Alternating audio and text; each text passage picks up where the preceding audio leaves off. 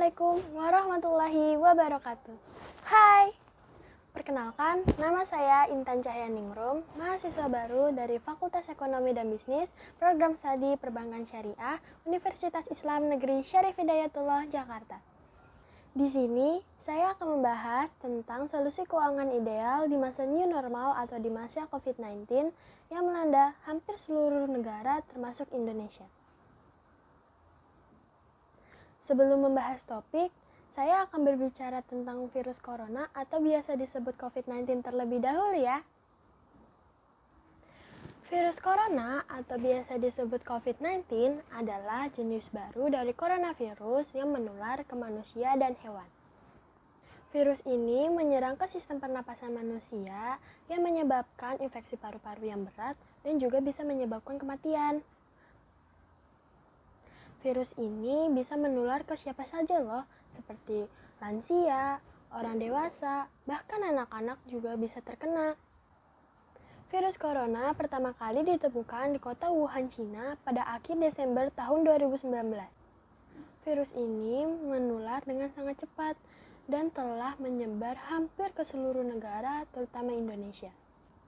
Di masa pandemi COVID-19 ini, pemerintah sudah banyak upaya dan kebijakan untuk mencegah penambahannya COVID-19, seperti social distancing, karantina mandiri, menyiapkan kebutuhan medis untuk menangani masyarakat yang terkena COVID-19, belajar di rumah secara online, bekerja di rumah, dan pemerintah menghimbau agar masyarakat sering-sering mencuci tangan dengan sabun dan air mengalir, menggunakan masker, dan mengonsumsi makanan sehat dan bergizi.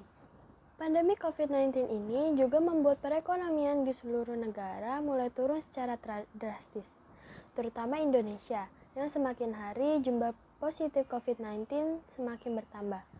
Karena diadakan karantina bersama, yang membuat bahan-bahan pokok dan barang-barang dari luar daerah maupun luar negeri harus terhenti sementara dan menyebabkan perekonomian Indonesia semakin menurun. Tak banyak juga para pengusaha harus gulung tikar dan beberapa pekerja harus dipotong gajinya, bahkan ada yang harus di-PHK atau dikeluarkan dari pekerjaannya karena perusahaan tempat mereka bekerja mengalami penurunan pemasukan dan tidak mampu membiayai karyawannya. Para pekerja yang mengalami pengurangan gaji atau yang di-PHK, mereka tidak mempunyai penghasilan untuk membiayai keluarganya dan mengharuskan mereka lebih berhemat dalam segala hal. Di masa pandemi ini, banyak sekali masyarakat yang mengeluh karena tidak bisa bekerja dengan bebas dan membuat penghasilan mereka berkurang. Walaupun sudah ditetapkan new normal, tetapi masyarakat masih harus merasakan penurunan penghasilan dan membuat mereka bingung untuk mengambil langkah agar bisa penghasilannya kembali normal.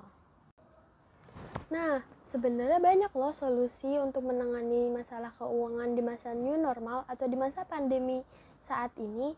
Di antaranya, 1. Atur ulang keuangan. Krisis keuangan tidak dapat diselesaikan dalam semalam. Karena itu, jika kamu merasa keuanganmu sudah mengkhawatirkan, maka segera atur ulang keuangan Anda untuk kebutuhan sehari-hari dengan cermat. Pastikan biaya yang disesuaikan dengan uang yang sekarang ini ya. 2. Berhenti menggunakan kartu kredit. Bagi pengguna kartu kredit, ada baiknya untuk menghentikan sementara kartu kreditnya.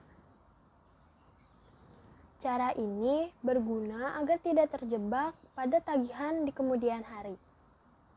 Walaupun ini bukan solusi yang permanen, setidaknya akan memberimu waktu untuk memilih opsi lain yang lebih baik untuk keluar dari krisis keuangan. 3. Bisnis online.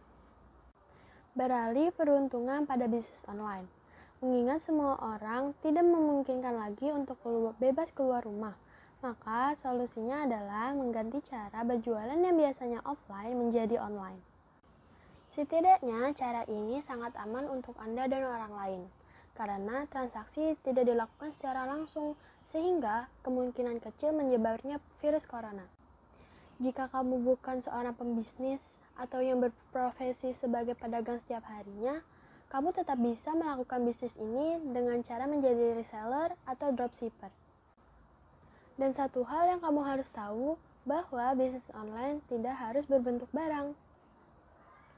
Kamu bisa menyediakannya dalam berbentuk jasa, jika kamu memiliki keahlian khusus yang potensial.